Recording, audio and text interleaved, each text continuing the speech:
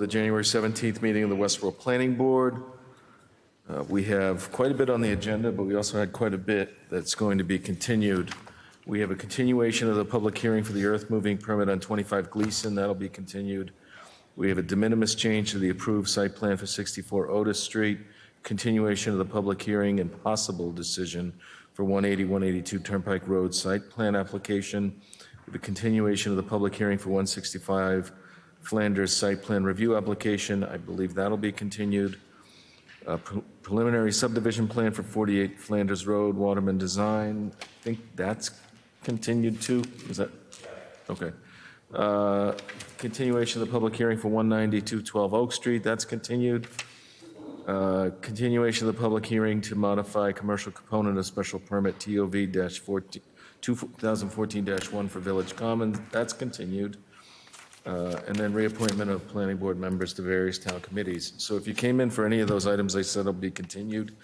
We won't be discussing those tonight. We'll be discussing those at our next meeting. So we will start tonight with, why don't we start with the de minimis change to the approved site plan for 64 Otis, and we'll just do all the continuations after we get people out of here. Jim, any comments on this? Mr. Chairman, as you know, the planning board approved a site plan for 60 and 64 Otis Street back in November, I believe it was. You have a motion in front of you that details the components of the plan. The applicant has requested a de minimis change, and what a de minimis change is there's no change to the substance, the intent, or the conditions of approval of the original site plan. Instead, what this is a minor change. It's de minimis to the intent of the previous approval. The applicant is here to explain what the proposed changes are. They are very minor in nature, and they're going to show you the plan.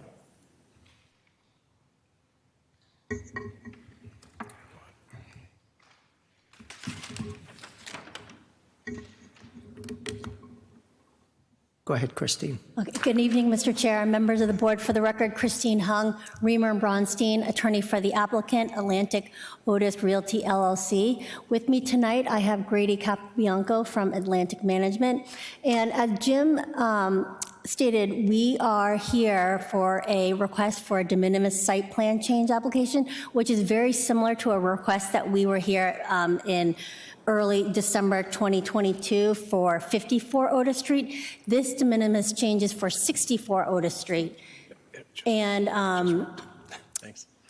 And basically the request is to add an additional loading dock door, which would require, the dock door is for a refuse auger, and it would require moving the curb, the existing curb 6 feet to the south. Some of the other changes are relocating the emergency access gate and signage, relocating a light pole, and installing a short concrete retaining wall. These total changes aggregate about 800 square feet of additional impervious, but none of the approved parking spaces are going to change, and the actual impervious calculation percentage is not going to change either. So we feel that this is a de minimis change to the approved site plan and request approval and that you find the same. Thank you, and we're happy to answer any questions that you have. Any questions? No. So you said it's going to be a change to the impervious, but it's not going to change the impervious? It's an additional 800 square feet of impervious, but the calculation, it's like 0.02% change, so it doesn't actually change the percentage of impervious. Gotcha. So it's going to have no impact to the stormwater and all that kind of stuff? No impact. Any other questions? Anybody care to make a motion on this? We have a draft motion, I think. I move the planning board. Please note the finding first. You need to make a finding for a de minimis change. When you say that, do we make that in the motion? You have it written in front of you. I've written the finding for you. I move the planning board approve the de minimis change in the site plan for 64 Otis Street as shown in the plan entitled same-day facility, Westborough, Massachusetts, site grading and demolition plan, sheet C-121 dated 10/24/2022. Okay, I think Jim is saying that we need to include the finding in the motion. Please. So with, I have a motion and a second, and I would like to, with your permission, Hazel, include the following finding in the motion, which is that the planning board finds that the changes proposed to the approved site plan, 64 Otis Street, as requested in a letter to the town planner dated January 9th, 2023, and is shown on a plan entitled Sub-Day Facility, Westborough, Massachusetts, site grading and demolition plans, sheet C-121 dated 10/24/2022, are consistent with the previous site plan approval issued by the planning board on November 9th, 2021, and recorded in the office of town clerk on November 16th, 2021, and are therefore de minimis in substance. So we have a motion with a finding. It's been moved and seconded. Any discussion? All those in favor? That's 5-0. Thank you for coming in. Thank you very much. All right, next item on the agenda is a continuation of the public hearing and a possible decision for 180, 182 Turnpike Road site plan application. Jim, I'll ask you to make comments, or do you want to go straight? We can't go to the decision quite yet. Is there any outstanding? Well, I wanted to have the applicant come forward. Sure.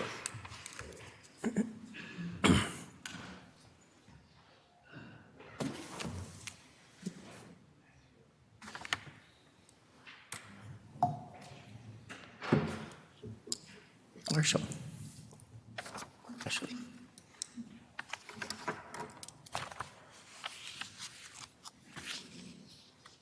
For the record, I have submitted a draft for your discussion this evening. You should have a written copy of it in front of you. I sent it electronically to the applicant about 5 o'clock this afternoon, so I know that they're probably busy reviewing it right now. I'd be happy to go through it item by item before you decide to either edit or take any additional comment, because your public hearing is still open. Okay, does everybody understand that? We'll go through the decision, and then we'll turn to the board for questions, and then to the public, we'll have a chance to ask any questions on either any outstanding items or anything in the decision that you have questions on, okay? Chair, will the board have a chance to make comments at this time, or are we waiting until the applicant is done with their comments and then we make our comments? I think if you see something while he's going through that you think it's relevant to bring up in that moment, just if you raise your hand and we'll try and recognize you. I don't want to get through the whole thing and then have to double back. I have several changes. Okay. Okay, so Jim, why don't you start that process, and then we can stop you as needed. Sure, and before we start, I want to say this is a draft. It's not final, obviously, till the board votes it, but it's intended for edits and discussion here this evening. And before we begin, I want to note that on page 4, there are 2 paragraphs where I reference a special permit. This is not a special permit. This is a site plan review. I wrote special permit because it's SP, site plan review, it's SP. And in my mind, I'm just typing along. Yeah, 3 times within 2 paragraphs. I made the same mistake. So we will mention that when we get to it. So the first page is simply a statement of the zoning that's required with a description of the plan, and it notes that this requires a site plan approval from the planning board. The second page is the findings where we've noted the date that a public hearing was held. Then, as you note, there are multiple continuances. The hearing opened on August 9th, and it is still open this evening, January 17th of 23. And in the interim, we had 1, 2, 3, 4, 5, 6, 7, 8, 9, 10 continuances. Comments. Okay, John. So on the first page, the last sentence of the first paragraph, it says, 2 existing properties and accomplish the building and proposed use. I would change it to accommodate the building and site improvements rather than proposed use. Sure. sense. Did you mean to do accomplish, or is that accommodate? I wrote accomplished, yes, accommodate, that's fine. And then I noticed in the September 20th hearing date and the December 20th hearing date, it just says 202 rather than 2022. Okay, thank you. I have a question. Mr. Chairman, can this be shown on the screen? I don't think we have. I don't have it electronically to show on the Hang screen. on, let me see if I can get my computer hooked up quick. I don't know how to do this, so you guys are challenging.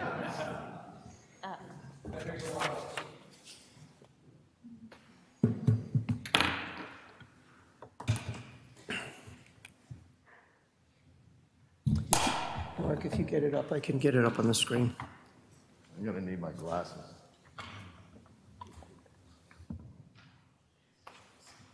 Thank you. He said change that to accommodate building and proposed. Use. I'll set it up. John, What did you want?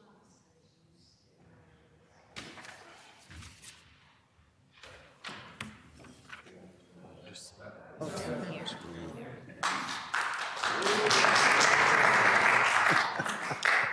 All right. Since we're going through changes, the date at the top should be January. and then on the next page. Yeah. Thank you. And I don't know, you had highlighted the 2022-6, is that? That's the number. I Okay, highlighted that's- it because I needed to insert it. Okay, that's the correct number, though? Okay.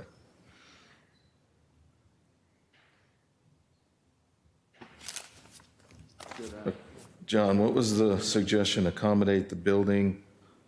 So it's actually two sentences, Kristen just pointed out. The bottom sentence, or the last sentence of the first paragraph and the second paragraph, where it says, and accommodate, yeah, you got accommodate, and then it would be, and site improvements instead of proposed use. So to accommodate the building and Site improvements. site improvements. And that will also be, okay.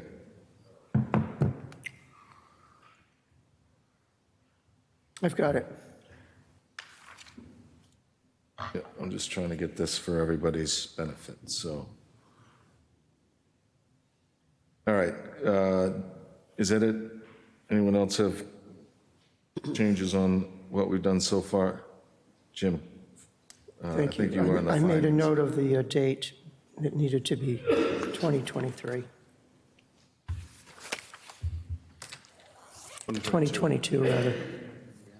Yeah, it's the fourth line under the first paragraph under findings. Yeah, I got the It's dates. 20, it's 12/20/2022. And on the third line. 9/20/22. Yeah, there's 8/23/2022 and 9/20/22. I see it. Thank you. 9/20/22. There's three of them. Third one? Yeah. Oh, right, 8/23/22. Got it.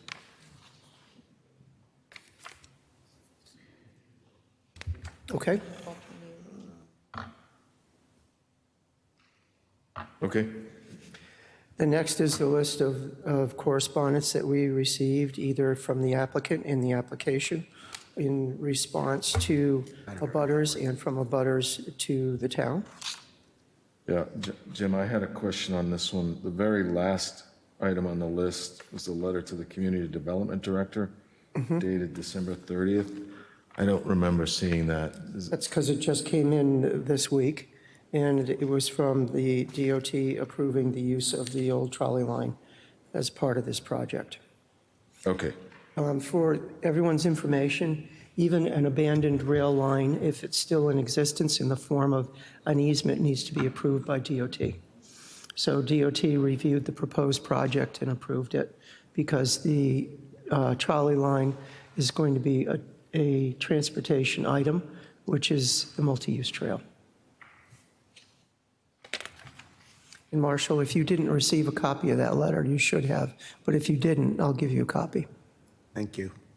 Yeah, if you could send us one as well, Jim. We can make the application, and I've called them a couple times, but I'd like to send it to us. Yeah. Yeah. Regarding the findings, do we have to make a finding that the application is consistent with sections 1.8 and 1.9 of the site plan regs? Is that not something? You can make that finding. You don't. Do we? Yeah, sure. Do we need to, or is that something that's just kind of extraneous? I think it's substantive. We can add it. Somewhere else? No, we can add it. I would add it on probably the 5th page, just before what we allow. So I would make it probably attached to the first paragraph. I might even make it its own paragraph. You have to tell me where you're going. I'm writing it Page down 5. too, Mark. so- All right, if you've got it, I'm just trying to help everyone. Yeah, thank you. Okay, so the application. Did you write down the sections, John? Yeah, it's just consistent with sections 1.8, 1.9, which lay out the site plan standards.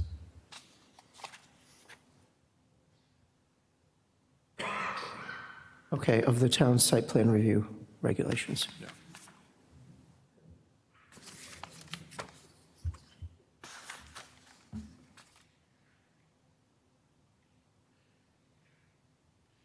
So just so everyone knows, I had highlighted the demolition of the existing commercial structures.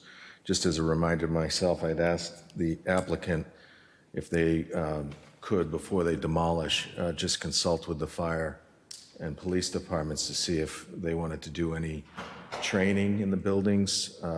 And I would ask that we notify Walker Meadow if that does happen, so that you know why there's a bunch of fire trucks there or something. It's because they're going to do some type of training exercise. But I don't think, it may not happen, but it's something that John Pizzoni had brought up on a prior project, and I think it's a good idea anytime we're taking down a building to give them an opportunity to do training. I don't think we need a condition in the special permit for it, though. Just for your information, they're required to apply for a demolition permit. And at that time, the fire department gets the permit. Okay, So if they wish to have that permission, they would ask for it at that time. okay. And that's not uncommon. It's often that the town requests a building be used for training purposes prior to its demolition. So that would not be unusual. It happens. Yeah, I think the don't only want to thing say regularly, but it happens. The only thing I wanted to make sure was that Walker Meadow got notified if that was happening, if we could make a note on that.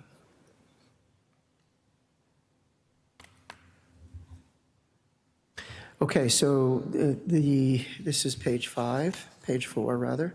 So page 4 outlines the requirements of the zoning bylaw, section 2300, which states that anything in the highway business district for this type of use category, which would be retail sales and services, requires a site plan review from the planning board. John made note of the application is consistent with site plan review regulations, sections 1.8 and 1.9. Then we noted that during the public hearing, public testimony revealed a concern from residential abutters at the villages at Walker Meadow regarding visual and sound impacts to the surrounding residential neighborhood. The applicant stated its willingness to provide visual screening and sound reduction measures to accomplish through a combination of building design and landscape planning features intended to screen lighting and sound emanating from the proposed use at 18182 Turnpike Road. Adjustments were made to the project plans by the applicant to address these concerns. The next section is from the zoning bylaws. I need to remove the word special permit and insert site plan review. Actually, this paragraph is really not necessary at all because it does relate to special permits. The uses allowed, which is the next section, and it's in bold because it is the privileges granted by the site plan approval. It will be uses allowed by this site plan approval. Randy, did you have something? There's one more special permit, just between those two young ones, there's one more at the end of that darker bold paragraph. Special permit. Yes, I got that. Thanks, Randy. Thank you. Yeah, we're not using my final copy. I'll screw it up.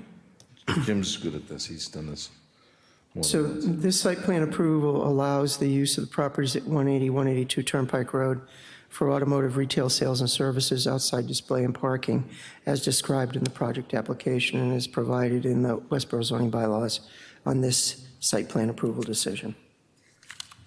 Then begins the conditions of approval. And I will paraphrase where I can because some of these are long. I'll read some of them exactly as they're written in some cases. Number one, the proposed plan shall require the approval of an approval not required plan to combine the two existing properties. And I think I'll use the same language that John proposed before. Accommodate the building and the, Site improvements. yeah, the site improvements, okay.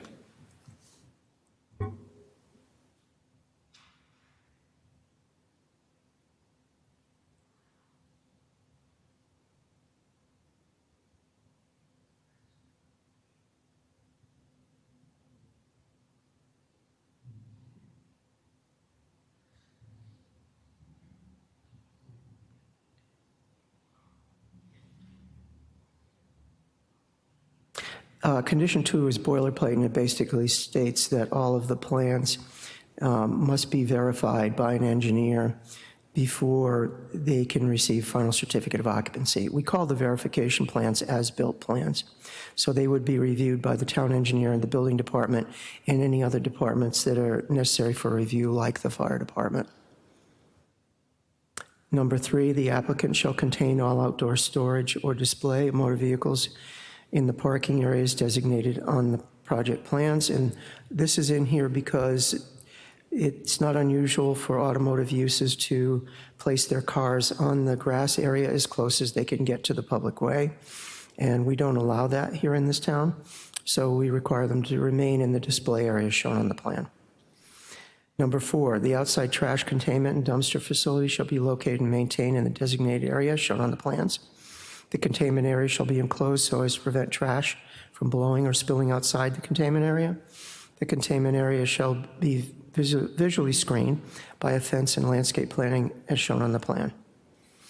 Number 5, the applicant shall install landscaping materials, including evergreen species at 18 feet tall at time of planting, located as shown on the plans to visually screen and provide a sound reduction buffer for the abutting residential neighborhood properties to the south and southwest of the site. And Marshall, please jump in if you have any questions as we go. Number 6, the board reserves the right to a 1-year look-back period to consider the effectiveness of the sound reduction measures at preventing noise nuisance to the neighboring residential properties. A 1-year period shall be measured from the date of the certificate of occupancy for the permitted use. The measure of effectiveness shall be determined by reviewing neighbor complaints, if any, and the applicant's response to the complaints is evaluated by the planning board. Number 7, signage associated with it, the permitted use shall conform to the requirements of the Westborough zoning bylaws. Number 8, all local and state permitting for the proposed fuel storage tank shall be obtained by the applicant prior to installation and operation on site.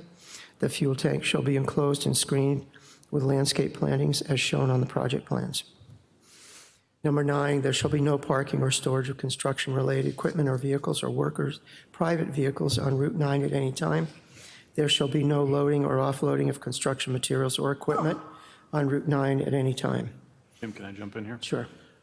This may be a little nitpicky, but anywhere we put Route 9, can we put / Turnpike Road? Sure. Since the address of the application is Turnpike Road? Sure.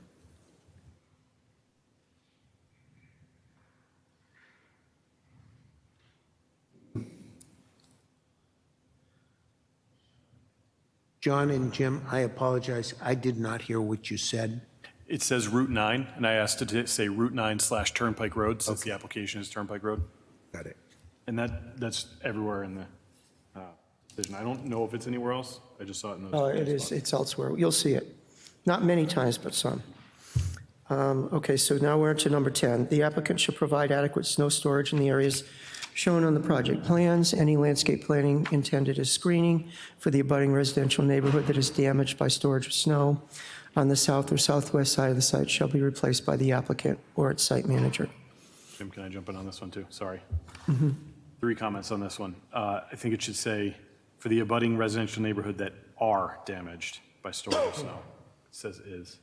And then at the end, after site manager say during the next planting season. We have a timeline. And then I don't know if this gets added on or a new condition, but any snow that is not able to be stored in the demarcated areas is to be removed off-site within 48 hours of the conclusion of the snow event. That's up for the board to agree with or not agree with. I'm offering that as a condition. Yeah, that'd go under number 10? Sorry? That would go under number 10? It would either be at the end of number 10 or 10A. All right, well, let's put it at the end of 10, and just give me that language again. Yep. Any snow that is not able to be stored in the demarcated areas is to be removed off-site within 48 hours of the conclusion of the snow event. The only question I would have about that to the board would be if we get one of these major storms that are happening elsewhere in the country, and if it's a 2 or 3 day storm, or if it's such a big storm that they can't get the company to get it off site, I would prefer that it be, say, removed within 48 hours, or if it cannot be done due to extreme conditions, then as soon as possible. Something like that. Yeah, I mean, I put the conclusion of the snow event thinking that there might be a longer than 24-hour storm. So that was my intent. You can make it 72 hours or 4 days. I just want to have a deadline for when the snow is actually removed, so it's just not dragging on and on. I'm just thinking from what I've seen in Buffalo, and if somebody that I know whose family is up there said it took them 5 days to get their driveway cleared out because everybody was so busy. So that's So I would say that there's no definition for event. Event doesn't necessarily mean it's over when the snow stops falling. I think we might want to put as determined by DPW. building commissioner Building commissioner, DPW. or DPW. Somebody. Yeah. I'm And okay with that would give you some leeway on when the That's event better. ends.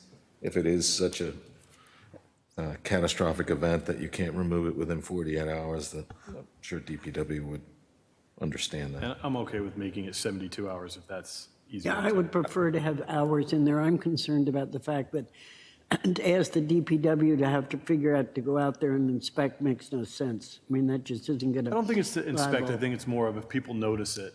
And, you know, it's been 4 days since the snowstorm and it still is piled up on the parking areas. They haven't removed it off site. It's overflowing the snow storage areas. Then the DPW director or building commissioner can come out and say, look, you got to get rid of that at this point. Yeah, but as I said, I'd be more comfortable with a number of hours. I mean, in other words, that's my feeling about it. Well, So, I think we're going to do both. We're going to say within 72 hours, but the ending of the event will be at the discretion of the DPW director. So if the DPW director determines that, yeah, the snow stopped on Thursday, but the event, because of the magnitude, is still going on for a couple of days, that would give them a little extra time to clear it. And I think that's a reasonable. Yeah, I think it should be 72 hours, not 48. Yeah, I changed it to 72 on mine. All right, we'll move on. When you're ready, Jim. Number 11, the applicant shall construct the westerly driveway as shown on the project plans. The driveway shall be restricted to entrance only. The driveway shall have adequate signage placed at its opening, noting the access is entrance only, with signage also noting no exit to prohibit vehicles from exiting the site on Route 9, so that'll be Turnpike Road. Just a typo there on noting in the first one. It says nothing. Oh, where was that, Mark? There's a typo in the word noting. Driveway. Oh, I shall- see it. You got it. Yeah, noting. Okay. Oh, yeah.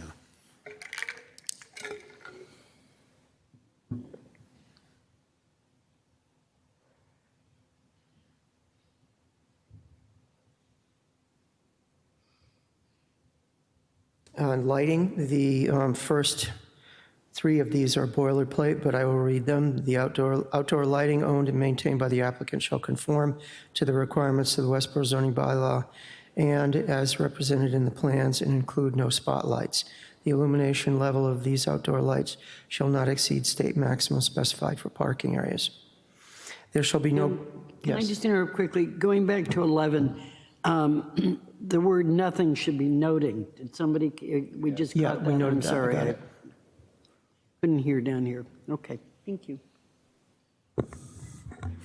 So under lighting, A basically states that they have to conform to the state levels of lighting, and it's going to be noted elsewhere that it needs to be better than that, but we'll get there. There shall be no glare or light pollution caused to adjacent properties. C, no lighting installations in the parking area. New lighting installations in the parking area shall not exceed a maximum of 20 feet in height, including the installation base. All lighting fixtures shall be cut off design so as to prevent light spilling outside of the parking area. D, lighted mounted on the exterior of the building shall be shielded and focused downward to prevent upward bounce or spill onto adjacent properties. E, notwithstanding the above, lighting on the top level of the parking deck of the structure shall be restricted to light poles, the maximum height of which, including the light pole base extending to the top of the light fixture, shall not exceed 15 feet 6 inches, with the southernmost 2 poles and fixtures being no more than 13.6 or 13 feet 6 inches in total height. All lighting fixtures shall be cut off design so as to prevent light spilling outside of the parking area.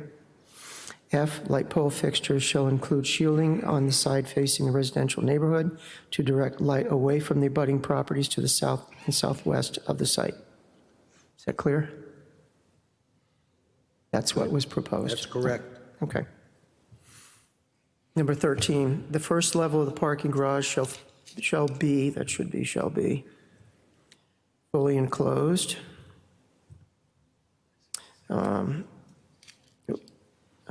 Fully enclosed walls on the south and southwest side of the garage. Oh, it should. Shall have, it should be shall yes, have. I'm sorry, you're right.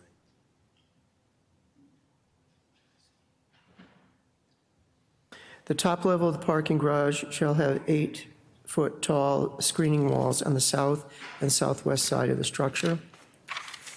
Number 14, the applicant shall provide electrical vehicle charging stations as shown on the project plans. These shall include at a minimum 2 level 3 DC fast charger and 1 level 2 AC charger. Infrastructure shall be provided for 3 future level 3 chargers, and that was shown on the plan too. Jim, on the top level of the parking garage shall have 8-foot tall screening walls. I think the important thing is that you can't see through the walls. Screening walls could have, You want solid? that you could see through the walls. Are the details of those walls shown on the plans? Then we can just say as, The details are not, but the design is shown as a concept to be a solid wall. You can add solid, that's fine, that's the Yeah. intention. I've added solid. and I had a comment on 14. I got schooled on this when I was doing the EV zoning bylaw. There is no level 3, it's just DCFC. Oh, so just DC, okay, DCFC, yeah. okay. And then How about the second- level 2? Level 2 is, so it's level 1, level 2, and then DCFC. That's what I was told by the EV experts. After I made that same. Do they even call it level 3 then, or they just call it No, level? They it's don't. just DCFC, it's not level 3. Okay. All right. So it's going to be 2 DC fast charger and 1 AC charger. You can call it level 2 AC charger. Okay, I'll leave it And then level the 2. second sentence would be, infrastructure shall be provided for 3 future DCFC chargers. Okay. There is a difference, my understanding is, between chargers for example, a Tesla, and chargers for, let's say, kind of a truck. So there are different types of electric chargers. Yeah. Is there anything that covers this? I mean, in other words, the way it's listed, it could be, I mean, I think you need to accommodate both types of vehicles. So as an aside, there's a new international building code adopted by the state of Massachusetts, which now is going to require electric vehicle charging stations under the building code. So this actually was something that we agreed to with the applicant last year before the new building code. But the new building code will require above and beyond this. All right, so it'll require different types of chargers, that's the point I was trying to make. Yes. That there are different types. Yes, and that's what John was actually pointing out earlier. So level 2 is like what you have at home, and then DCFC is like the super fast one, so you can charge in like 45 minutes.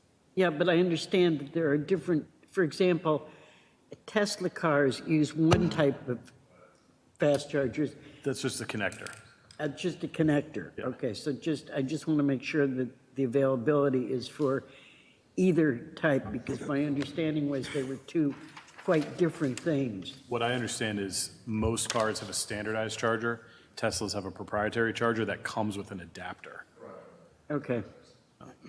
And John pointed out, were there more than 2 EV spaces proposed? I don't have the plans in front of me. I'm trying to find them right now. But I feel like at the last presentation, you guys doubled that. Yeah. Yes. We had several across the front. I don't remember the exact number, but I think we had at least 3 on the front row, and then we have one that's ADA accessible along the side of the drive. So they're not dedicated EV spaces, but they're intended for EV cars because that's where the charger is. Yeah.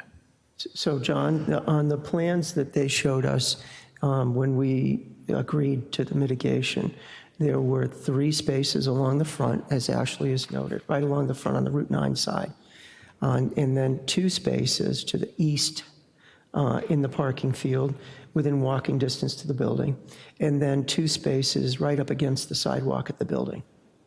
So the 3 spaces at the front were actually going to have the connection and conduit, but not the installed facility. The other spaces would have the installed facility. This captures that Yes. same count. Okay. This captures that count. But that doesn't really accommodate employees parking.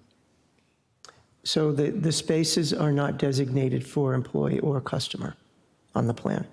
So if you were an employee, you could park in one of the electric vehicle charging stations, and if you were a customer, you could park in it as well. Jim, Yes, the way you wrote it is what was shown on that plan. right. I took it right from the plan. Then it said provided for 3 future level 2 chargers. Right. And those were the ones, if you had the plan up, those are the ones that are right along Route 9. You install a conduit, but not the actual charging facility. Is that on the utility plan, Jim? Or is there, I see one here, level 2. It's not shown on that plan. It says change number 7. Yeah, if you scroll up a little bit more, it's cut off on your screen. Yeah. There it is. Conduit and panel space for future level 2. Conduit and panel space for future level 2. And level 3 is in the middle of those 2 notes. Oh, I see. Free Level, charger. there's 2 arrows there. Over to the right, where the red lines are, you can see it.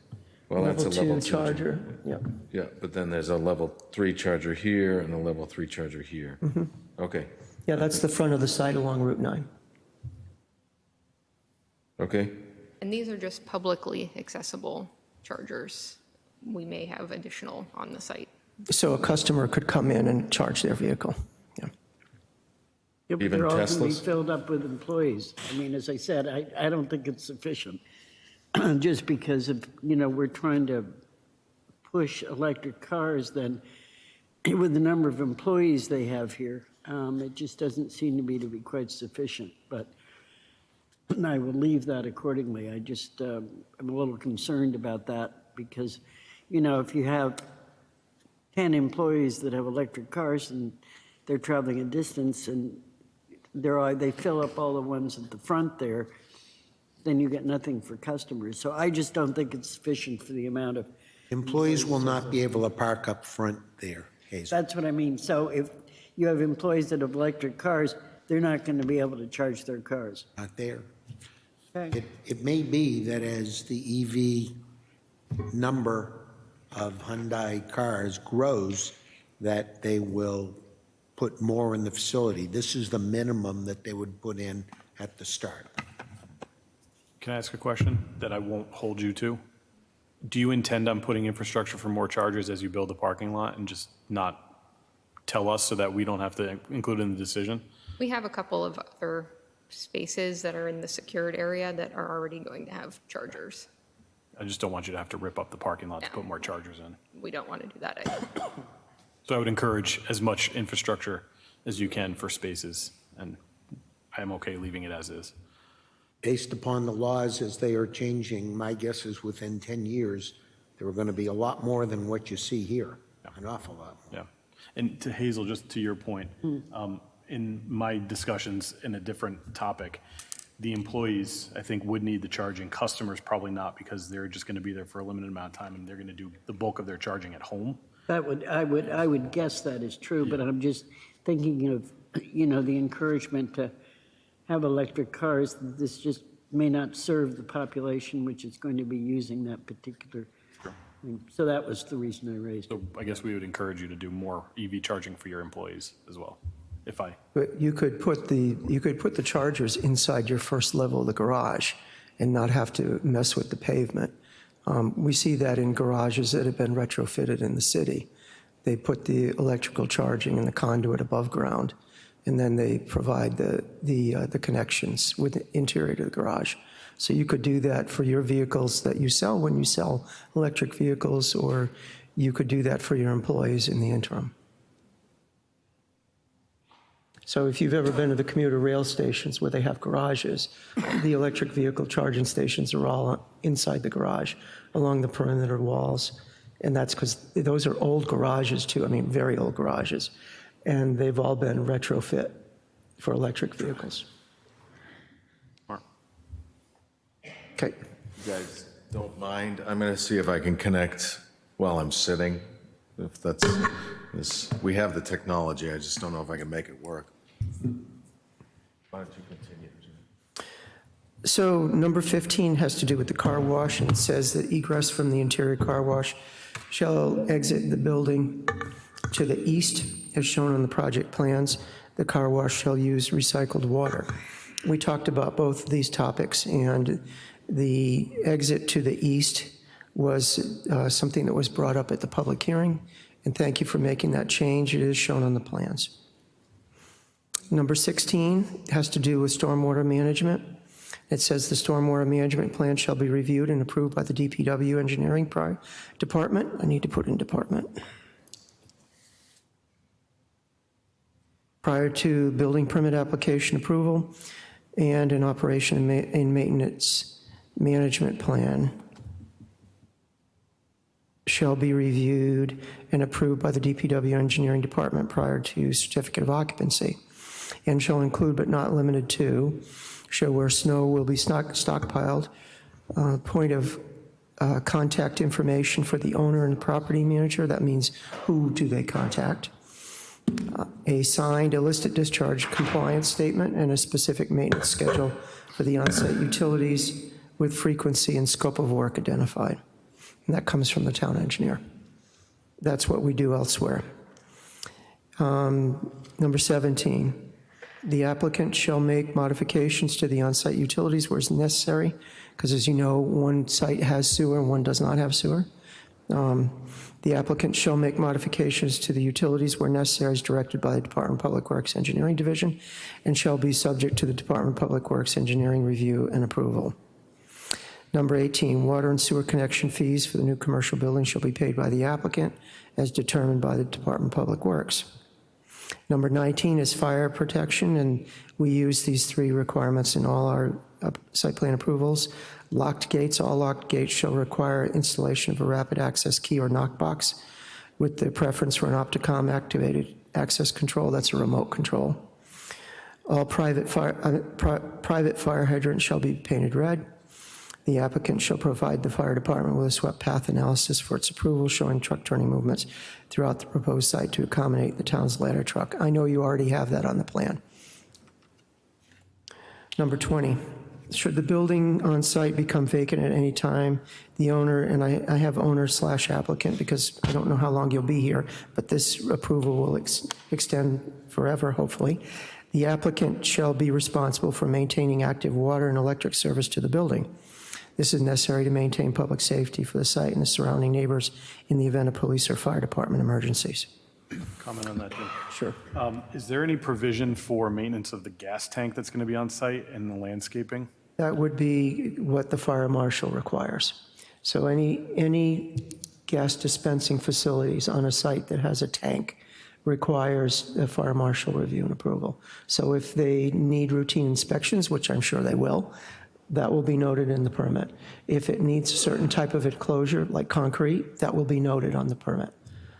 But I guess specifically in the event that it's vacant, do we need to spell out that the applicant owner needs to maintain that gas tank or remove it? Or is that covered under a different regulation? It would probably be vacated if they move. I don't know what to write there, to be honest with you, John. I don't want to leave an abandoned gas tank right there and have to neglect it. Same thing with landscaping, especially since we're requiring landscaping for screening.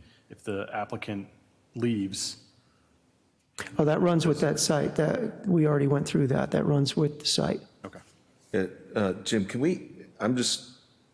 are we sure we want the word applicant there? Because if the applicant sells the buildings and then That's why I they said owner. It says applicant owner. Yeah, I think we should just say owner, no? I don't want it to be construed that, 50 years down the road, if they sell this, Marshall? If I could, what you might want to do is on your first page description of the proposal, after TTHY Westborough LLC, the applicant, you can just say and any subsequent owner, and then you're covered. Okay.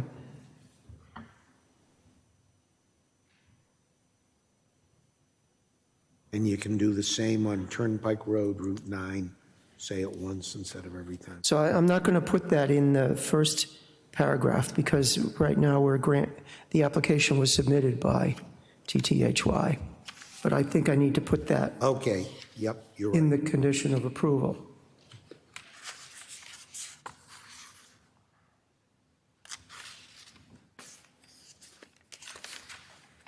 I'm looking to see where it might elsewhere go.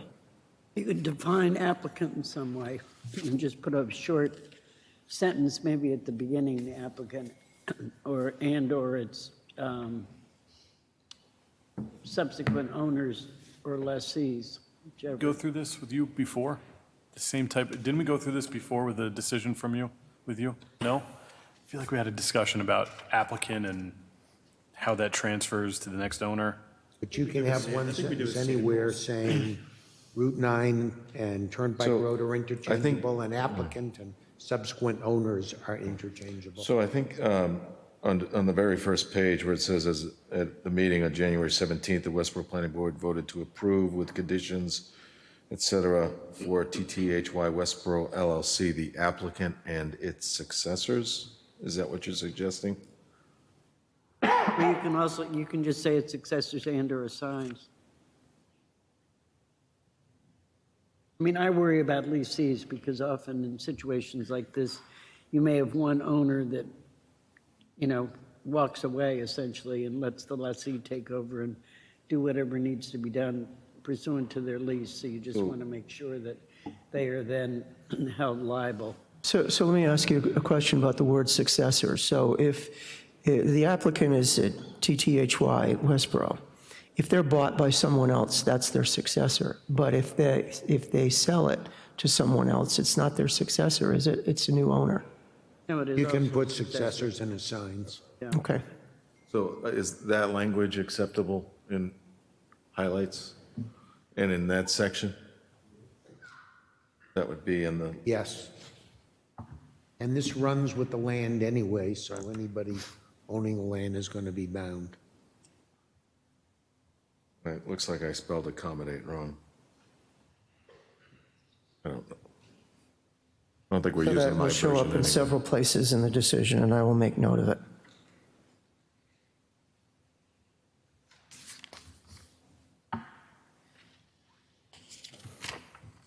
Okay. All right, what finding were we on, 17? So if the board approves this evening, it's going to be sent back to the applicant, just to compare notes, so you know. So if I have a discussion with Marshall about successors and assigns, we may have that discussion. Okay, so we were on number 21 then. If we've concluded with 20, we're going to, No, we were at 14, the EV stations, so we had to do 15, the car wash. No, we did Read the, through all We those. we just We finished. got past that, okay, sorry. yeah, we're on number 20. So do we have an answer on the gas tank? I'm going to insert that. Let's see. Gas tank is mentioned several places in here. The other question I have is, I didn't, and tell me if I missed it, I didn't see anything about the landscaping being maintained in perpetuity, which I believe is on the site plans. But we should probably call it out in the conditions as well. John, can you speak into the microphone? Sorry, and just also- a condition about maintaining the landscaping in perpetuity, which is on the site plans, but I don't see it as a That could condition. be added to number 5. You can put all landscaping.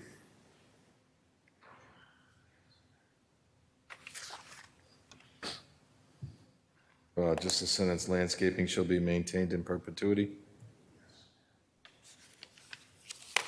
Okay, so that's a new sentence under number 5.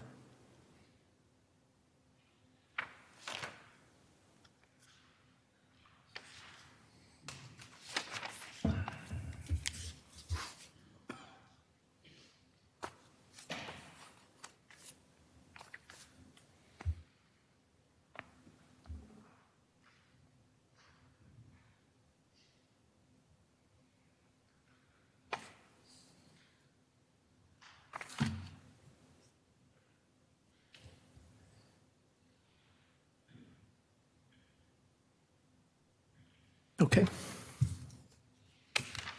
So I'm going back to the fuel tank.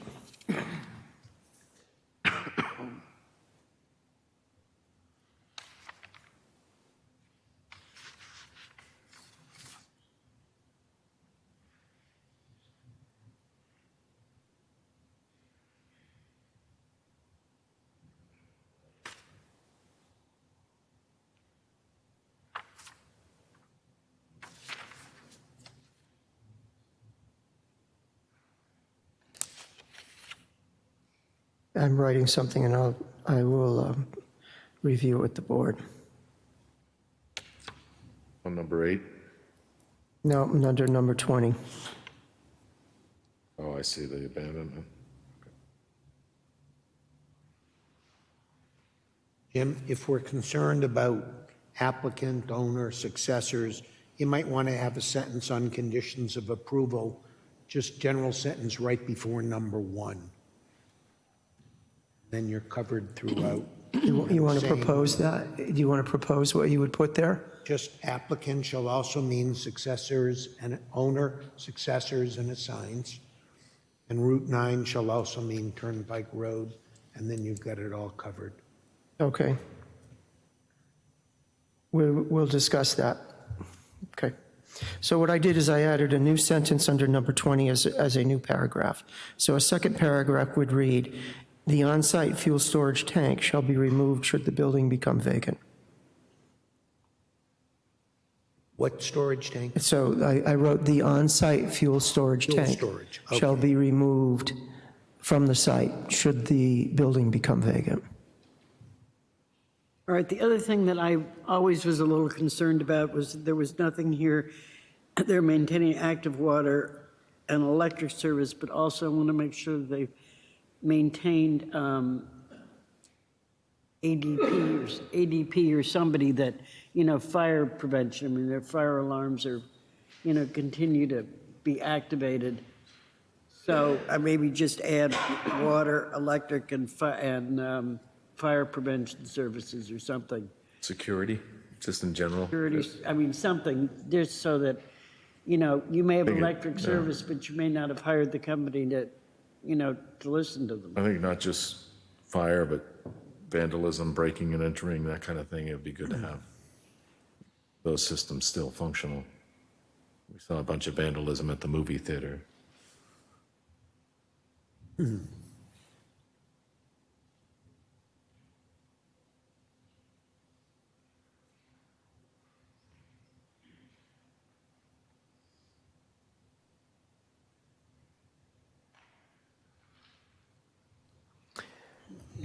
Marshall, would you call those emergency support systems? What would you call that? Fire alarms, things like that? I think emergency support systems is a good, Okay. So they would have to maintain active water, electric, and emergency support systems if the building becomes vacant. We have been requiring active water and electric service now for probably 12, 14 years. So this is not new.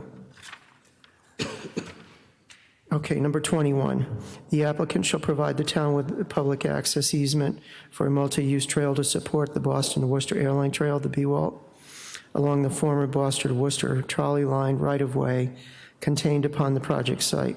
The easement shall grant the town the right to construct the trail. I should put the BWALT trail.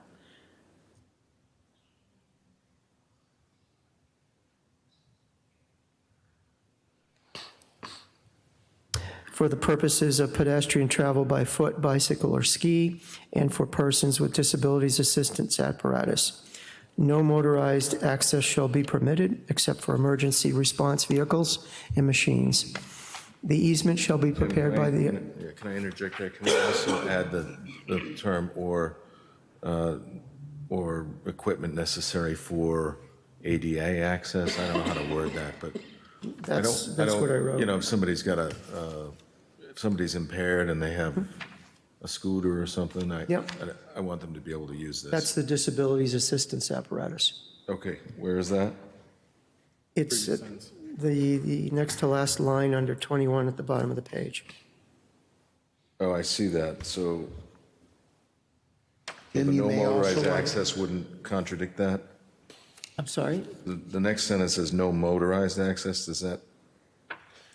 So technically, if someone's using a motorized wheelchair, the American Disabilities Act allows them to go anywhere.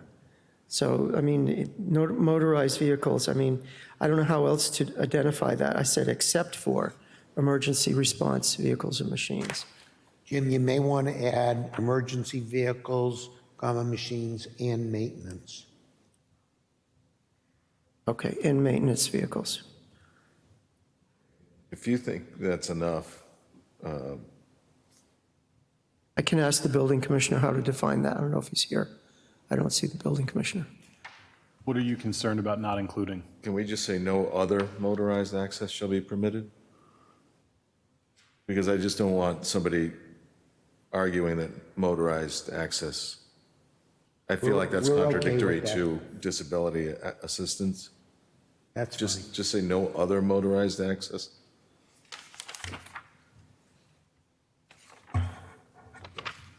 Sure, no other motorized. Maintenance. And then we're saying, except for emergency response vehicles, machines, and maintenance equipment? Is that what we said?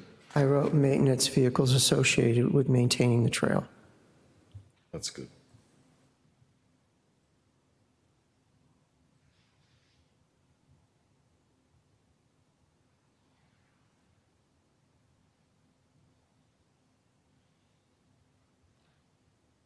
All right. Thank you.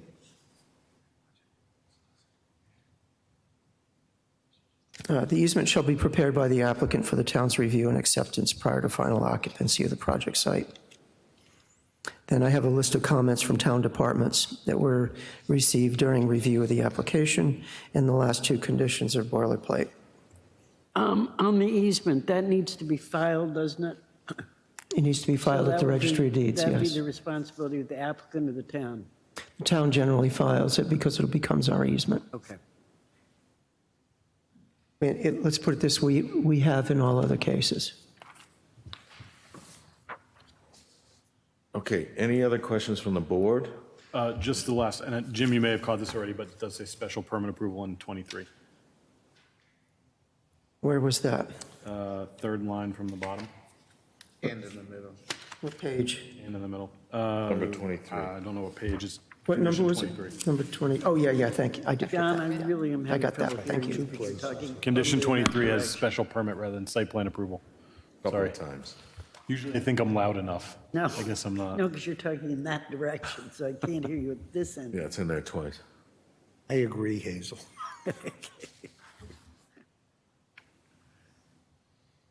All right, any other questions or comments from the board? Anything yet? We are all set with It's still a public hearing. Does anyone in the public wish to address the board or have questions? Sir, if you could come up and state your name and address for the record and address the board.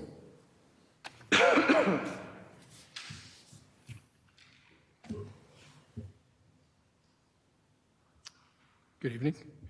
Tom Persia, One Shake Away. I'm just a little confused. I've been to every one of the meetings, and I'm not clear what plan is actually being approved. Okay. So the last two meetings had two different plans. If I go back two meetings, that was the clearest one where we had actual visual representations and so on. And then, as I recollect, the next meeting, the plan was different, and Right. it wasn't clear to me whether someone just made a mistake putting up the plan, So or if they this- moved things around. Tom, this is the plan we're referring to. It's available at the planning board. It'll be available online. And if you can see that well enough, it says, trying to see where the last revision date is. Here's an example here. Last revision date is 12/16/22. That's the plan that will be in force. Okay. Would it be possible for someone to tell me what the difference is between the November 28th and the 12/16 plan? Yes, there's about 14 differences. And we actually went through every one of them on the conditions of approval. Okay. Thank Yeah. you. And Mark, if you will go to the decision, on the second page, it references the amendments. So every plan that comes in front of the planning board when it gets into a public hearing will generally have revisions. So in order for us to make sure that the applicant builds the correct plan, we reference the original and all revisions. And in the decision, we reference the plan that they will build. So if you look at the first paragraph under findings, it references, if you've got it up, go to the top of page 2 under findings. Yeah, this is it.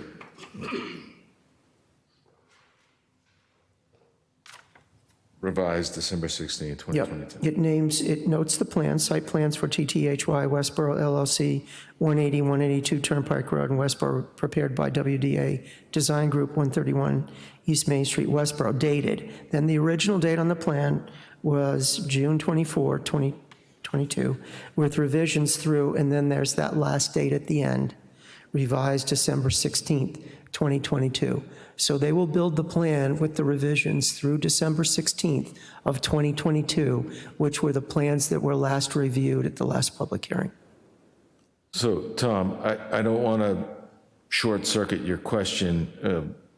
We can go through all 14 of those changes. I feel like we've did that at the last meeting.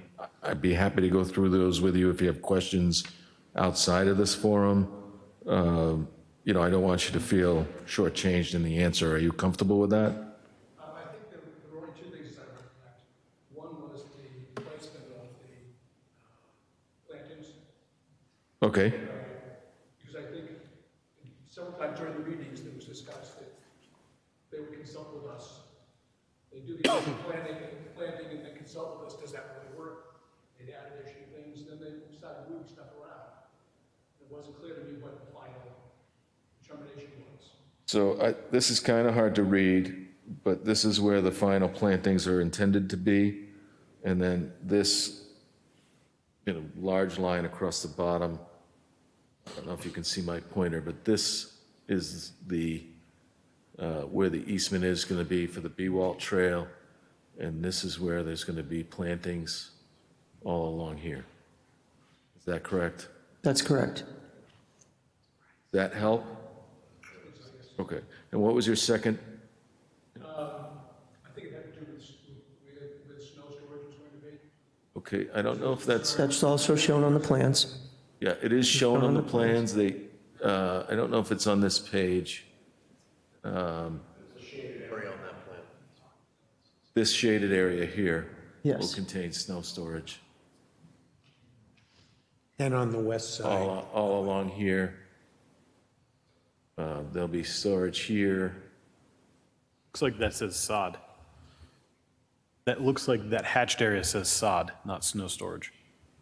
There's a plan sheet that shows the snow storage. Right, It's but spelled I out. think to Tom's point, we were talking about moving the snow storage area, so I think he just wants to see that that comment was reflected. Yep. And that this plan doesn't show that. This sheet does not show that, but they have a plan sheet that does show that, Right. because I reviewed it today. That was on the 20th. Yes. So what you're telling me is the plan that's there, that's approved, isn't actually what's being approved? No, what page is that on, do you know?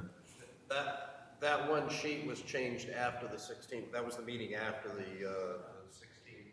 So we have a separate plan. I brought one extra copy if you want to see if we've changed that based on your specific comments. Okay, so is that going to be an additional revision then that we need to reference in the decision? No, it's in here. This would just be one additional sheet that needs to be in the set, but we dated this the 16th as well. So Yeah, I've got it noted here. It's December 16th of '22. So, Tom, do you understand that there's a new sheet that will replace one of these sheets that shows the snow storage? We don't have a copy we can put up there, but we do have a physical copy of it you can look at, and it will be part of the final binding plans. Okay? What you're saying is that what we just reviewed includes that in the discussion. Yes. So if I could, through the chair, Okay. if I could. Go ahead. At the last meeting, there was a PowerPoint presentation, the last time they showed the plans. And in that PowerPoint presentation, they showed a new storage area. They showed the new landscape plan. All of those plans, those items that were shown in that PowerPoint presentation were incorporated into this decision. So the conditions of approval require that that is followed. And that is the plan that's revised December 16th of '22. Right, so what you're saying to me is that what we just looked at is not actually what's been approved. We just got to Correct. Right. You are correct. Right, there's an updated version I have that's got all those changes on it, and I don't have it. One of the issues about snow storage is somebody in town wants this area clearly designated as storage versus off the edge. Yes, that point was raised. I think John raised that point. Okay, So that'll be also on the websites, what you're saying. yes. So I want to be clear, you want to see the plan on the town website? Did I just hear that? I'd like to see the plan, wherever Yeah, sure. You can either get that from me, or I can post it on the website when we post the decision. And the decision gets posted after the appeal period expires. So what'll happen tonight is if the board approves this with all of the comments made and edits made this evening, this will then have a revision tomorrow, be signed by the board, delivered to the town clerk. 20 days from that date, it will then be official, be recorded at the registry and posted on the website. So when would I be able to see it on the website? Yeah, in 20 days, or give or take a couple of days, you'll see it on the website, but if you need to see it before then, You can get it from me. you can come into the office. Yep. Okay. All right. Any other questions from the public on comments? Okay. Go ahead. Just one quick Just comment. name and address. Good evening. My name is Edmund Alcock. I'm counsel for the Walker Meadows Condominium Association. Appreciate the hard work of the board and the planner in putting all of this together. I guess one question we had is, would it be, I know we've gone over this, over the conditions this evening. Would it be possible to get a copy of the proposed conditions? And I guess just one other question I had was, when we were going through the findings, it referenced a plan dated December 16th of 2022. And if I'm hearing everybody correctly, at least on the snow removal, there is a later dated plan, which I guess should be referenced in the Oh, I see. Gotcha. So we will remove the plan that they have already. And then just insert it. And this will replace it. Fair enough. Show the record as the board had requested. Fair enough. So So all of that will be available at the town, it's all public record. Thank you. So, If you want a copy that's stamped draft, I can get that to you after I make these edits tomorrow. That would be awesome. I would love With to. the understanding it will not be signed, so you won't have any signatures. No, it's just so that my clients can, I mean, Sure. we've watched the presentation, but just so we could go over it. Sure. And I perhaps could send you an email tomorrow and. Sure, I'm happy to give it to you. Thank you, Mr. Robbins. Appreciate it. Thank you, folks. any other comments, questions before we move on? Okay, this is a public hearing. Are we ready to move to close? Does anybody care to make that motion?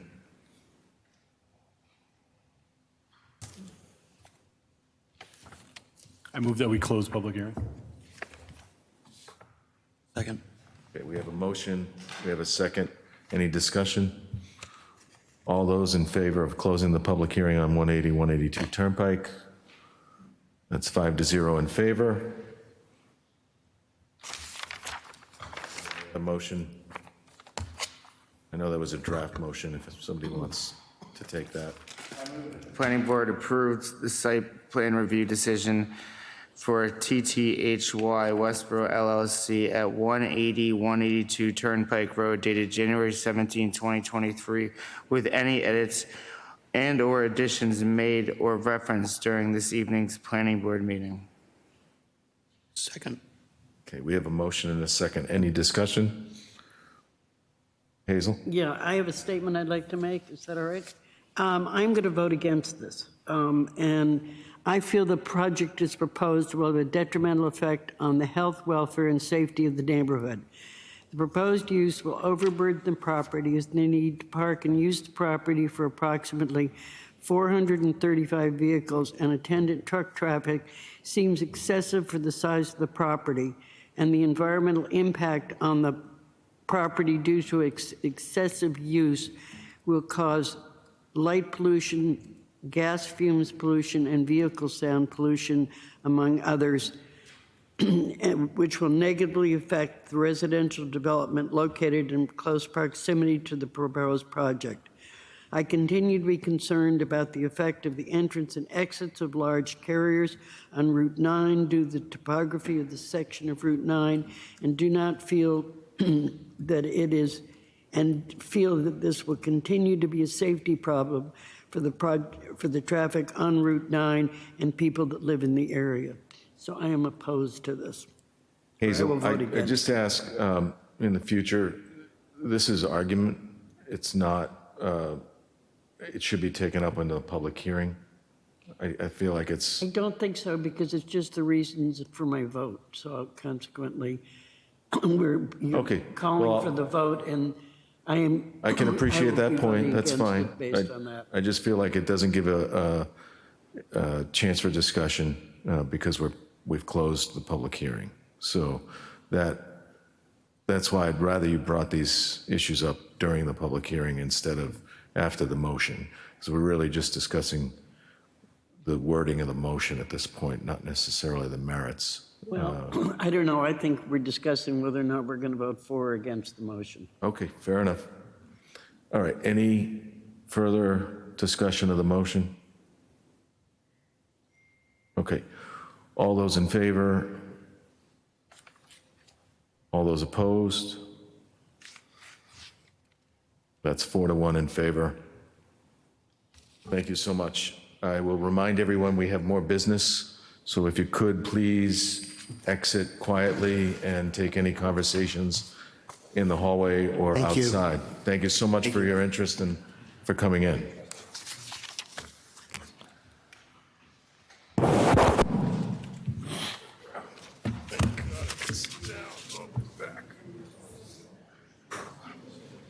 I got to figure out how to make this connection work. Do you think that would?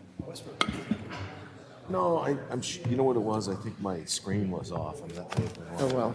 It may have been something that simple. So I have to try to ask All right, Marshall about where he wants to insert this definition of the applicant. Next item on the agenda, we have continuation of the public hearing for the earth moving permit, 25 Gleason Street. We have a letter from the applicant.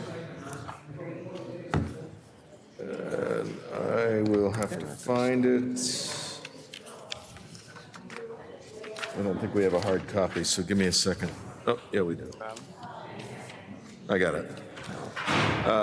We have a letter dated January 13th, 2023, addressed to the Westborough Planning Board regarding the special permit earth moving at the Ward property at Gleason Street in Westborough, Mass. Dear Mr. Robbins, on behalf of Walter Ward, the landowner, and Milford Stone, the operator, collectively the applicants, we request a continuance of the public hearing scheduled for January 17, 2023, until the Planning Board's meeting of February 28, 2023.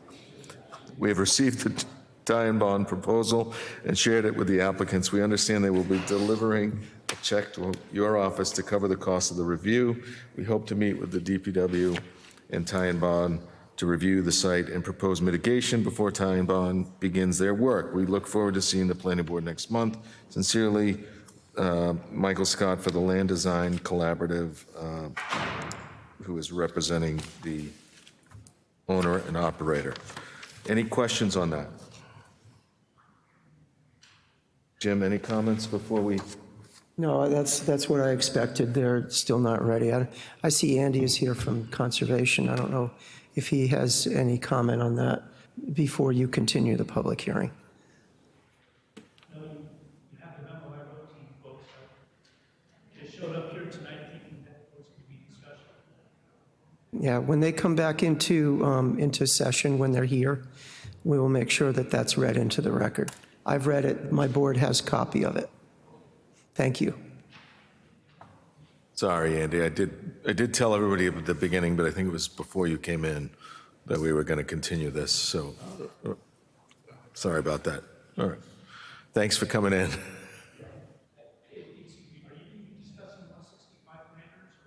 That's going to be continued as well. Yeah, we had 4 or 5 items. I think really there's nothing substantive left on our agenda. Can I sign this in blue ink? Thank you, Andy. Jim, can I sign this in blue ink or no? Sure. You can sign any color you want. Probably not red. All right. Next item on the agenda. Wait, do we have a motion on that? I'm sorry, yeah. Does anybody make a motion on the continuation? Thank you, John. I move that the planning board continue the public hearing for the earth moving special permit for 25 Gleason Street to Tuesday, February 28th, 2023 at 6:30 PM as requested by the applicant. Second. Okay, any discussion on that motion? All those in favor of continuing? That's, I think, 5-0. Okay. All right, next item on the agenda, we have a continuation of the public hearing for 165 Flanders site plan review application. We have also a letter from the applicant requesting a continuance that's dated January 13, 2023, addressed to the planning board regarding EG America 165 Flanders Road. Dear Mr. Robbins, on behalf of EG America, we would like to request a continuance of the planning board hearing for their project at 165 Flanders Road scheduled for January 17, 2023 until the February 7, 2023 hearing.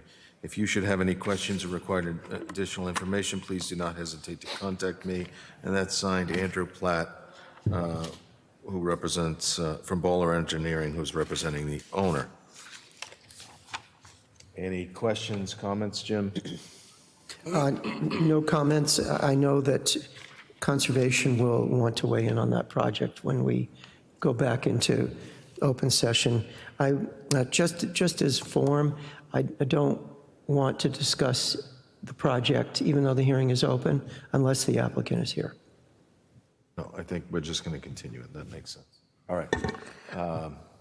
I move that the planning board continue the public hearing for site plan review application of 165 Flanders Road to Tuesday, February 7, 2023 at 6:30 PM as requested by the applicant. Second. Any discussion? All those in favor? That's 5-0 in favor of continuance. We have a continuation of the public hearing for 190-212 Oak Street and a continuation of the public hearing to modify the commercial component for Village Commons. We have one letter addressing both of those, requesting continuance. I'll read that into the record for, it's applicable for both, and then we'll have to make a motion on each one. That's addressed, dated January 16th, addressed to Jim Robbins, Town Planner. Jim, we hereby request a continuance of the following two public hearings scheduled for January 17, 2023 to a meeting scheduled on February 7th, 2023. One is Hannah Place, two is 1 Gleason Street, Village Commons, and that's signed Farouk Ansari, the owner. I did have a question for Lisa on this, but since the applicant's not here, I'll bring that up with you either by email or later, okay? But just for the board's information, with the clock ticking on these two projects and nothing having been done, can I recommend we have a work session with the applicant? He's not here this evening, so I can't address it with him, but I would like to get him back in a room where we can discuss the progress of this project. Sure. I will volunteer for that again. Can I get another board member to volunteer for that? Hazel? Okay, great. I will reach out to Mr. Well, Ansari. Pete, did you want to do it? Hazel can do it. Well, I know you were involved with the last work session. so- Yeah, it was, so, yeah. I Oh, were can- you involved last Yeah, work no, session? yeah, I can Let do it. Peter do it. Nice to have continuity. I think it makes sense for, Yeah. I didn't realize Peter You know, did. just That to- makes perfect sense. again, I'm not trying to, No, I'd rather have continuity of Peter. I hadn't realized Peter was there before. yeah, no. That's- Okay, you're good with that, Hazel? Oh, yeah. Can Peter, okay.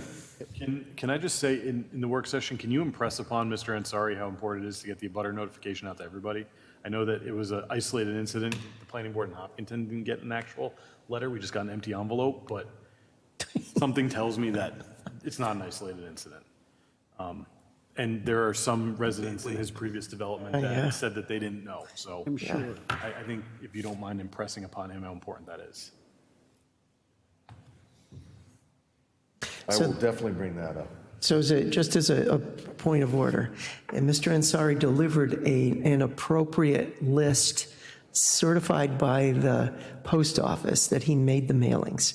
We don't know what's inside the envelope, and neither does the post office. This is the problem. Okay. We'll bring that up in the work session, okay? Thank you. All right, we have a letter. Do we want to make a motion on Hannah Place? Or Oak Street, I should say? You've got them both in a combined motion.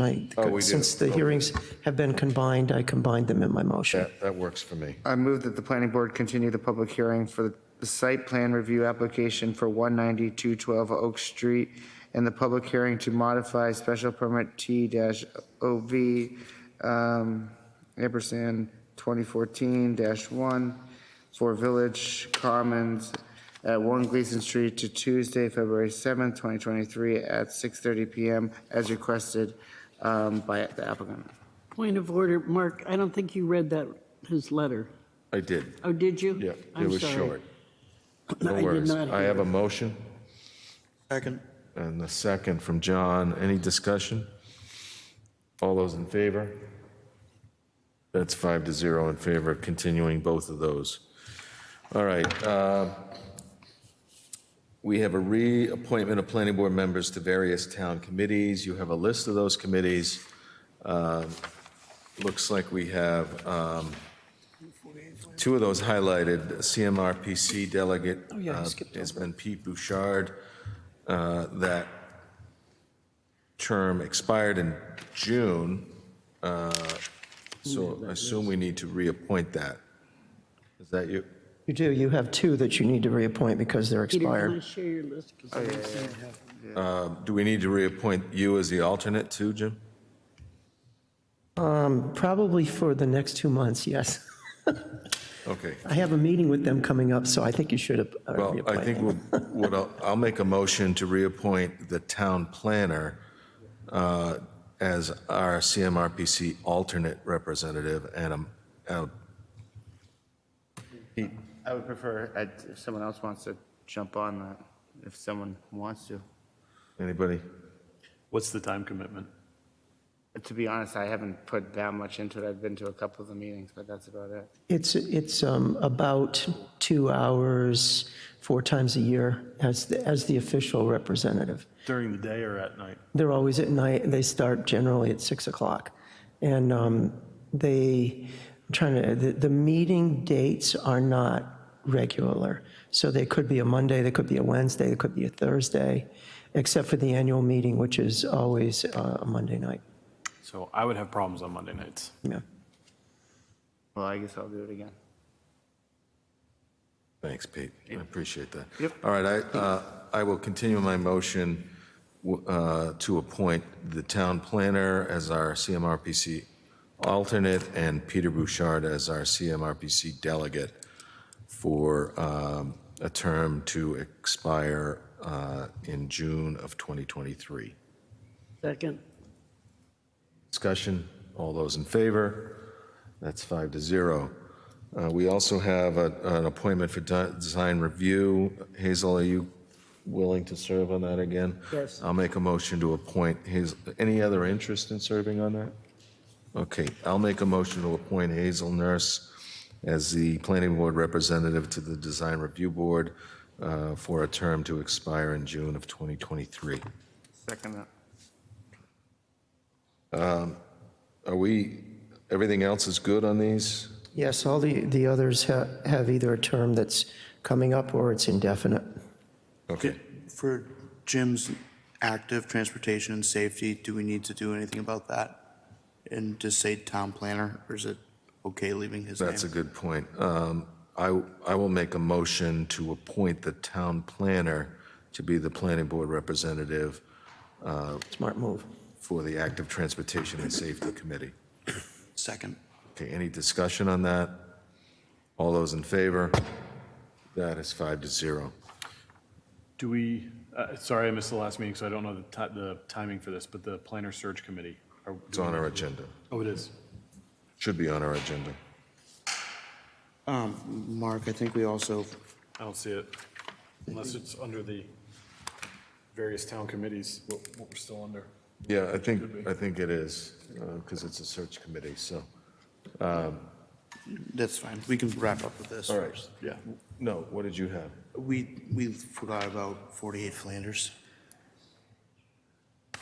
Oh, all right, we do have to Sorry. continue the preliminary subdivision plan for 48 Flanders from Waterman Design. Did I miss that letter? In the packet. Great, thank you. We have a letter from January 13th, 2023, addressed to Jim Robbins, Town Planner, regarding the site plan review application for 48 Flanders Road subdivision, Westborough, Mass. Dear Mr. Robbins, on behalf of our client, we are requesting the planning board continue the discussion regarding the preliminary site plan review for the proposed subdivision at 48 Flanders Road to the next meeting date, February 7, 2023, while WDA continues to review and respond to town departmental comments, including the recently received engineering department concerns. Sincerely, Barry Yassishin from WDA Design Group, who is representing the owner. Any discussion of that? Do we have a motion? I move that the planning board continue its discussion of the proposed preliminary plan for a residential subdivision at 48 Flanders Road to Tuesday, February 7, 2023, as requested by the applicant. Second. Okay, any discussion on that motion? All those in favor? That's 5-0 in favor. So back to the committees. We have we formed a search committee at our last meeting, but we left it undetermined as to who the two planning board representatives would be on that committee. I just wanted the entire board here for that, and now that John's here, I know we've had some interest from Hazel and John and I talked, and or John Gelsich and I talked about it, and I think because town planner in another community, it would make sense to have somebody There may be a conflict. We're concerned that there might be a conflict if he were interviewing candidates that were in the same profession. So in that interest, John has agreed to wait until the final interviews and then make a decision about whether he can participate in that, which I feel he can be impartial, but I think it's a good decision to have John and Hazel be our representatives on the search committee. Is everybody comfortable with that? Yeah, All right. absolutely. So I'll make a motion to appoint John Pizzoni and Hazel Nurse to be the planning board representatives on the town planner search committee. Any discussion? All those in favor? That's 5-0 in favor of those appointments. What next on the agenda? We have Do we have any minutes, minutes. Christian? 80, No minutes. Did you do the escrow release? we did No, 80 we Turnpike. have return of unused project escrow accounts. I believe it was 2 accounts. Jim, do you want to take this? Sure. So you have two, as you know, we return balances of unused escrow fees that might have been used by consultants when reviewing applications for anything from a site plan review to a special permit. We have 2 outstanding ones that need to be released. One is for 80 Turnpike Road, the special permit that we just granted at our last meeting. There was no use of the escrow fee for consulting at all, so you're returning the full $2,000. The other one is for 9 Otis Street, which is the landscape firm, Oh, right, behind. I'm forgetting the name of the landscape firm. Curtis, thank you. Doug Curtis Landscaping, yes. And they had a much much smaller balance, like $200. So I'm just asking that you release those because we no longer have any use for them. Sometimes the applicants don't ask for them, and we don't find them but maybe once a year. It may actually be a couple years. But when we do become aware of them, we let the applicant know, and then I ask the board to release them. Okay. Any questions on that? All right. I move the planning board release and return the remaining balances held in escrow account for the 80 Turnpike Road special permit application and the 9 Otis Street site plan review application. Second. I heard John second. Any discussion? All those in favor? That's 5-0 in favor. Next item on the agenda, we had reports of board members who attend other committee meetings. I asked that to be put on because I just wanted to make sure the board was aware of the proposal for Hockomock Pond, which is, I can ask the fire chief to come in and give us a presentation on it if you feel it's necessary, but in short, it's a proposal to use the existing building and renovate it for a regional dispatch center that would service multiple towns. It would be funded by a state grant. It would be hopefully minimal cost to the town, and it would end up saving the town money in the long run to regionalize those services. I'd sort of like to have the fire chief come in. It wouldn't take very long to give a presentation. Because we're televised, I think this gets the information out to people in the community. Sure, I know he's done that presentation for the select board, but we can extend an invitation. Yeah, I just think it Okay. helps. Okay. Does anybody want to, why don't we wait for that presentation then before we get too in-depth on questions? Yeah, I don't think there's Okay. a big. I just hurt, wanted to but make I sure just- everybody was aware Yeah, of it. No, but I think it, as I said, I think the more information that we can get out through the planning board to the community, the better off we are. Master Plan Implementation Committee has met a couple of times. We've broken out into working groups to discuss sections of the master plan and start working on priorities. Our next meeting is Monday night, and we'll hopefully, I'm hoping to identify some of those priorities that we're going to then start pushing. I don't want to say pushing, but encouraging the town to make some changes. Okay? Good. Yes, we sent out an outline, just so that the board knows. Mark and I sent out an outline to the members of the implementation committee, explaining to them what the expectations are at each meeting. And the expectation for the next meeting is that they finish prioritizing within their working groups so that they can report back to the larger committee. And then the larger committee eventually will deliberate or negotiate what the most important goals are to advance to the town. I don't expect that to occur for a couple more meetings, but that is the intention to happen soon. I do want to bring up one other subcommittee, and that is the zoning review subcommittee. I sent the board an email maybe 2 weeks ago with what our plans are, meaning the zoning review subcommittee for town meeting. We had a meeting last Thursday, which addressed the articles that I sent to the board a couple weeks ago. And we decided that the first article, which is the recodification of the zoning bylaws, would be broken into two separate articles at town meeting. The first being simply the recodification of the existing bylaws with no changes. The second article being if they adopt the new zoning bylaw, would be some substantive changes to that, but they are not substantive in that they are not zoning changes.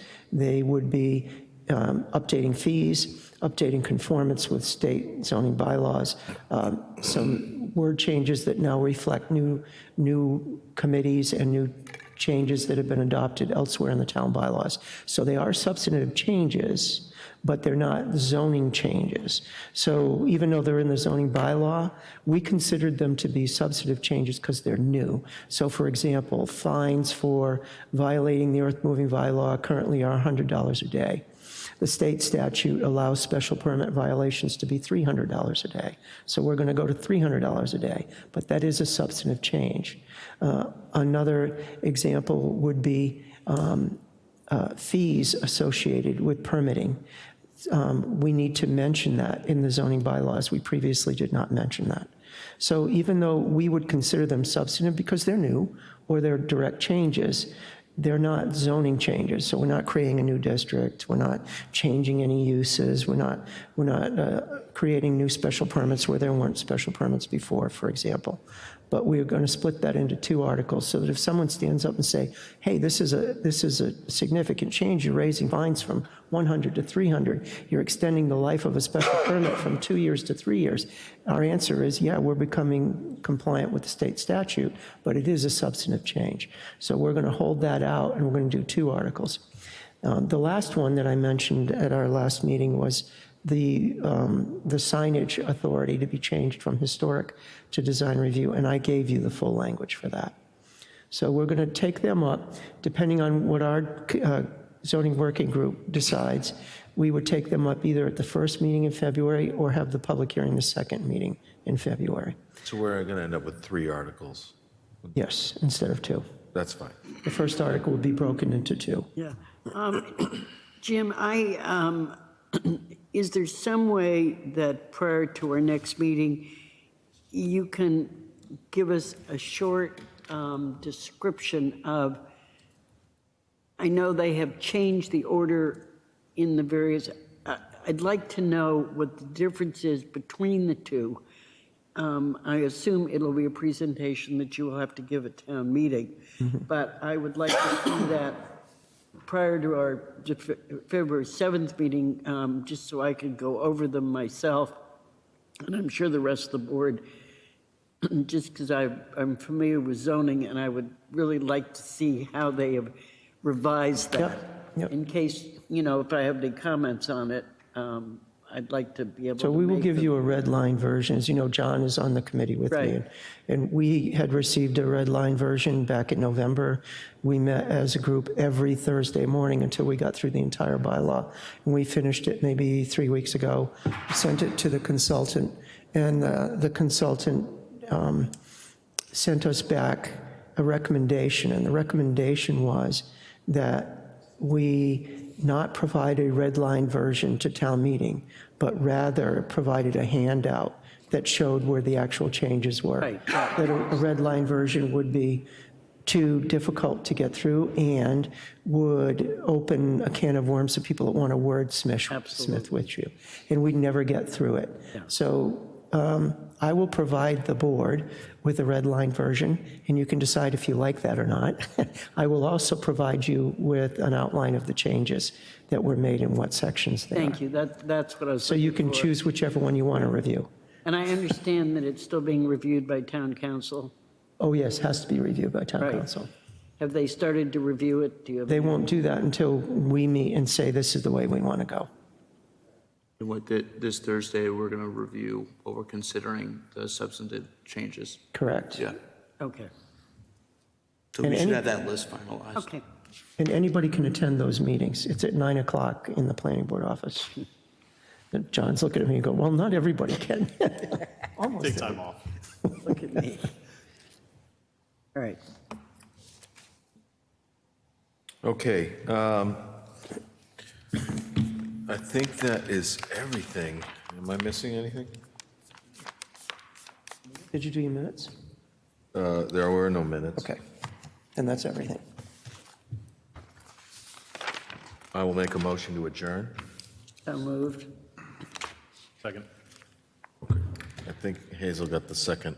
And any discussion, all those in favor? That's 5-0. Thank you, guys. See you in a couple of weeks. Okay.